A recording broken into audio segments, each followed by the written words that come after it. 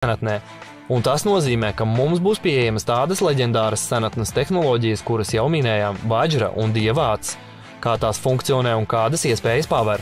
Dieva acis ļauj redzēt un identificēt cilvēku pēc viņa individuālā neirona signāla, lai kur viņš atrastos. Savukārt Vajra ļauj attālināt ietekmēt neironu darbību. Būtībā tās ir divas sastāvdaļas no vienas tehnoloģijas, kas darbojas ar galvas, smadzeņu un visa cilvēka organisma neironiem. Neironi savas darbības laikā izdala noteiktu stārojumu pagaidām zinātnei nezināmu signālu, kas katram cilvēkam ir unikāls kā pirksta nospiedums vai kā acis tīklene. Tas ir savdabīgs individuāls neironu kods, kas paliek nemainīgs no dzimšanas uz visu mūžu. To enerģijas veidu, kuru izmanto Dieva acis un Vajra, nav iespējams ekranēt. Tie ir signāli, kas vienā mirklī nokļūst viens pie otra cauri visām galaktikām, un to pašu signālu veidu uztver un izstaro galvas smadzeņu neironi, kas jau ir eksperimentāli pierādīts. Tas ļauj saprast, kāpēc mums patiesībā ir vajadzīgs tik daudz neironu un kāda ir to patiesā funkcija.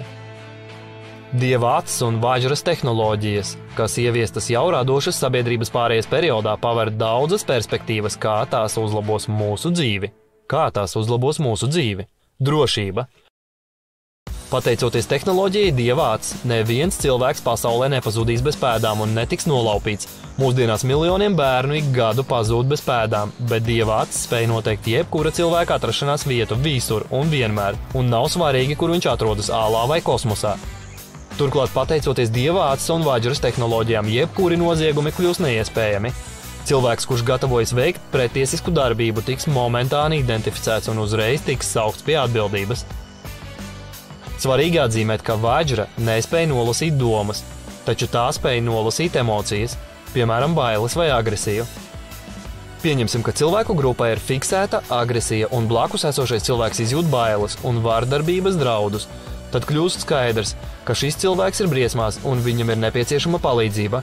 Nekavējoties tiek veikti atbilstoši pasākumi, lai nodrošinātu šī cilvēka drošību. Visas agresijas izpausmes tiks kontrolētas, tāpēc tava dzīvība vienmēr būs pilnīgā drošībā. Tāpat radošā sabiedrībā šīs tehnoloģijas tiks sinhronizētas ar multifunkcionālo kompleksu VOS-kodu, kas ļaus ne tikai redzēt jebkuru likumpārkāpēju, bet arī noteikt, ar ko viņš ir savstarpēji saistīts, redzēt viņa finanšu plūsmas un pieņemt lēmumus tā neutralizācijai.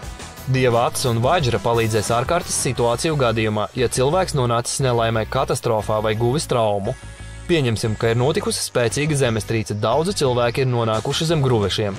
Tehnoloģija Dieva acis acu mirklī norādīs, kur tieši atrodas dzīvs cilvēks, bet Vajras tehnoloģija varēs attālināti veikt izmaiņas viņa organismā, kas ļaus viņam izdzīvot. Piemēram, Vajra, iedarbojoties ar cilvēka neironiem, acu mirklī apturēs asiņošanu, likvidēs sāpju šoku, nepieciešamības gadījumā ievadīs mākslīgi kontrolētā komā. Tā kā komas stāvoklī procesa organismā palēninās, glābējiem ir vairāk laika, lai nokļūtu pie cilvēka un viņu glābtu.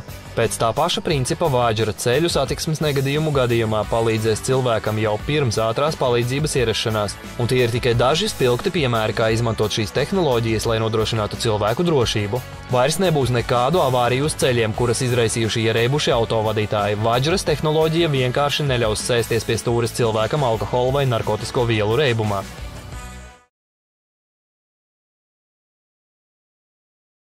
Pirms dažiem mēnešiem es apsolīju nodemonstrēt sistēmas Dieva acis prototipu.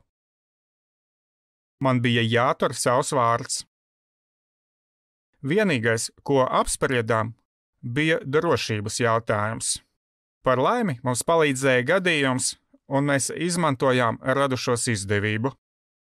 Pēdējā laikā lielākā daļa pasaules lielāko valstu nodarbojas ar globālu cilvēku monitoringa un identifikācijas sistēmu izstrādi. Labākos rezultātus šobrīd ir sasnieguši Ķīnas speciālisti.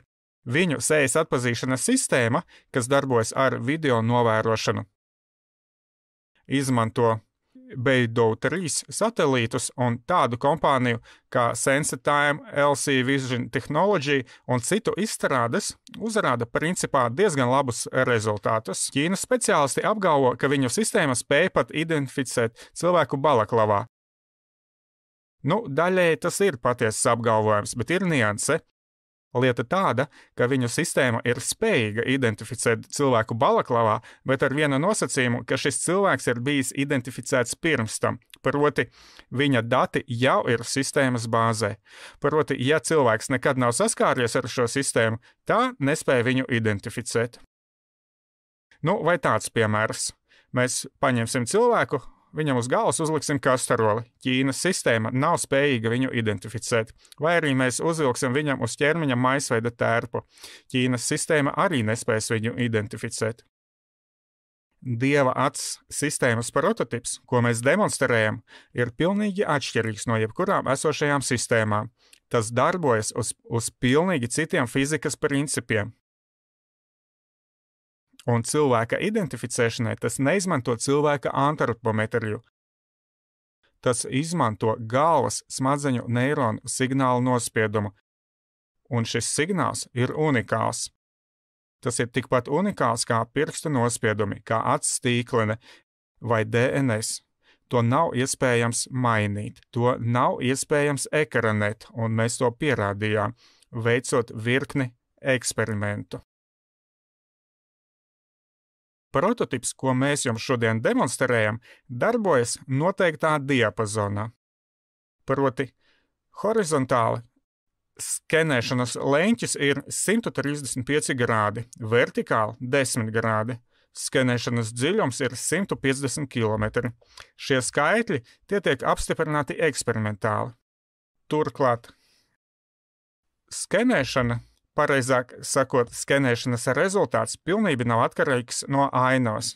Pievērsiet uzmanību ekrānam. Baltie punkti, ko redzat, ir cilvēki, kas nonākuši mūsu prototipa skenēšanas konusā. Es atgādināšu, ka mēs atrodamies Šveicē, un šī nav visblīvāk apdzīvotā valsts uz planētas. Plus mums aiz muguras ir kalni, tātad iedzīvotāju blīvums šeit ir pietiekami zems.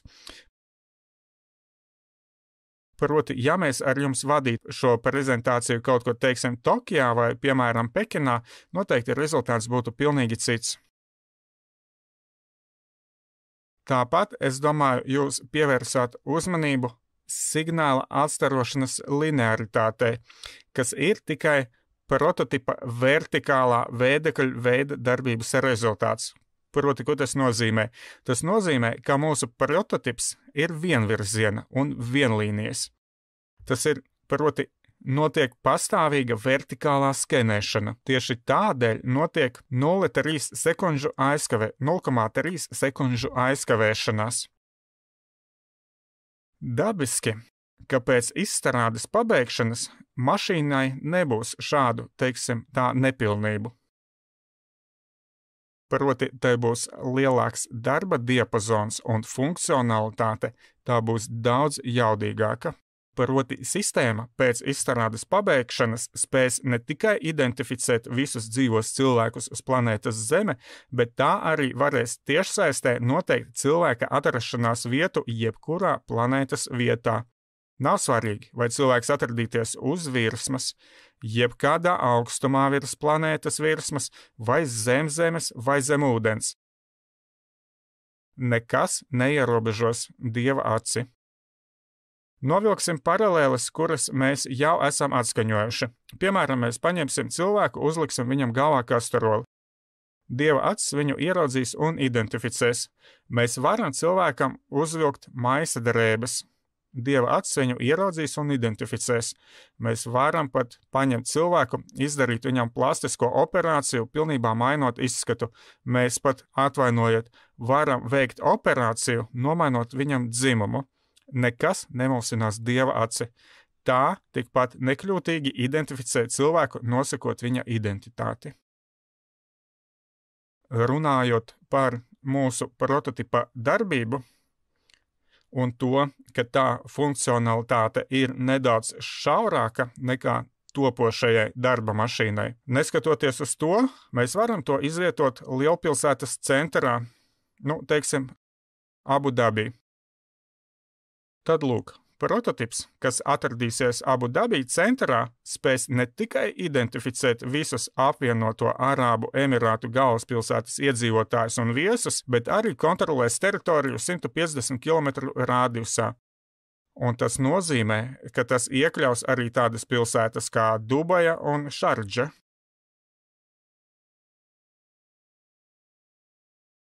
Ja mēs runājam par nākotni, par darbojošos mašīnu, tad tai būs jāstrādā vai, teiksim, tā varētu strādāt kopā ar esošajām satelītu sistēmām, tādām kā, piemēram, GLONASS, GPS, Galileo vai tas pats Beidou 3, ko mēs jau pieminējām.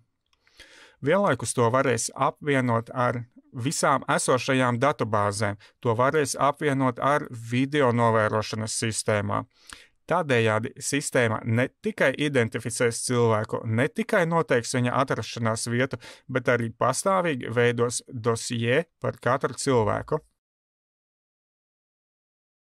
Tāpat mēs arī gribētu pievērst jūsu uzmanību ekrānam. Lūk, tagad jūs redzat, kā sistēma darbojas ar piesaisti videokamerai. Un šādi tā strādā bez piesaistes. Interesants fakts domājošiem cilvēkiem. Mūsu prototips, uztverot signālu, patērē 2,8 voltus. Lai nosūtītu izējošo signālu, tam nepieciešami tikai 1,2 volti. Padomājiet, 1,2 volti, kas spēj mainīt pasauli. Veselība un medicīna. Vajra paver kolosālas iespējas arī mūsu veselības saglabāšanai. Piemēram, cilvēks var pat nenojaust, ka viņam ir pirmsinfarkta stāvoklis, bet Vajra to saprot no cilvēka neironu starojuma un ātrā palīdzība jau ir ceļā.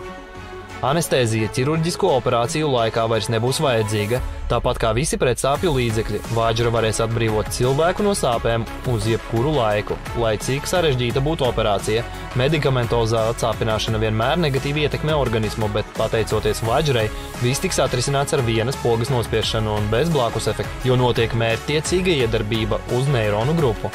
Būtībā Dieva acis un Vajra ir jauns līmenis cilvēka drošības un veselības aprūpē.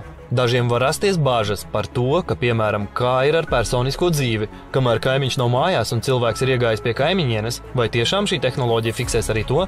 Te atbilde ir vienkārša. Tas viss ir jūsu personīgā darīšana. Tehnoloģijas par to neatbild. Ja nav vardarbības, baiļu, dzīvības apdraudējuma, tad tā nav Vajras darbības sfēra. Šī tehnoloģija nekontrolē, kurš pie kā un kāpēc ieradies ciemos, bet lūk to faktu, ka tev ir pirmsinfarkta vai pirmsinsulta stāvoklis, tā ir pienākums kontrolēt. Jā, daži var iebilst. Vai tad visi cilvēki tiks kontrolēti? Tas ir tagad. Patērētāja formātā visi cilvēki tiek kontrolēti. Šodien mūs novēro pat glūdeklis. Visi mūsu sīkrīki, vietāluņi, klēpdatori, tas viss tiek izmantots, lai savāktu par mums maksimāli daudz informācijas, lai kontrolētu mūs, iedzīvotos uz mūsu rēķina un pastiprinātu varu pār mums. Bet radošā sabiedrībā tu esi vara. Tāpat kā ik viens cilvēks, tava drošība un tava dzīvība ir galvenā prioritāte. Tehnoloģija Dieva acis ir tavas drošības garants, un galvenais tā ir garantija, ka nekādos apstākļos neviens nespēs uzurpēt visai cilvēcei piederošo varu.